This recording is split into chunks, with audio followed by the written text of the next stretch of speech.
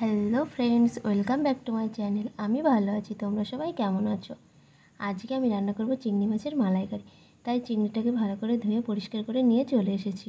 এবার চিংড়িটায় লবণ আর হলুদ মাখিয়ে নেব।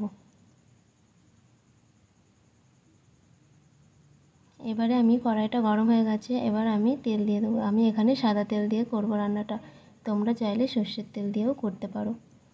তো তেলটা আমার গরম হয়ে গেছে, এবার আমি মাছগুলোকে দিয়ে দেবো।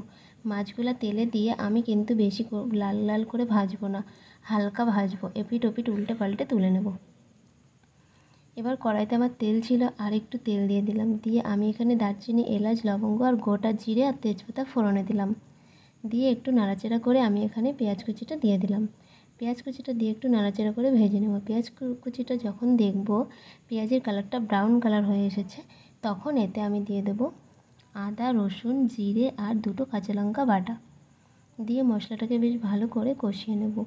আর এতে দিয়ে দেবো পরিমাণ মতো হলুদ আর লবণ।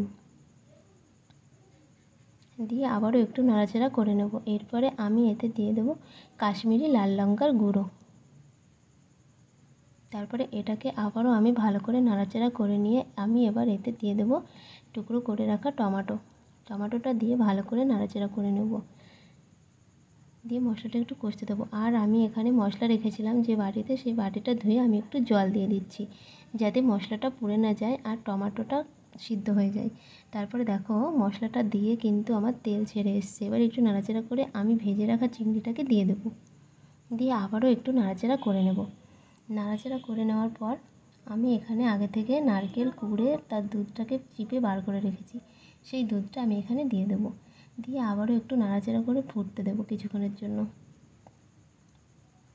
দেখো কত সুন্দরভাবে ফুটে উঠেছে, আর কালারটাও কিন্তু খুব সুন্দর হয়েছে। তো এইভাবে আমি আরেকটু ফুটিয়ে নিয়ে নামিয়ে দেবো।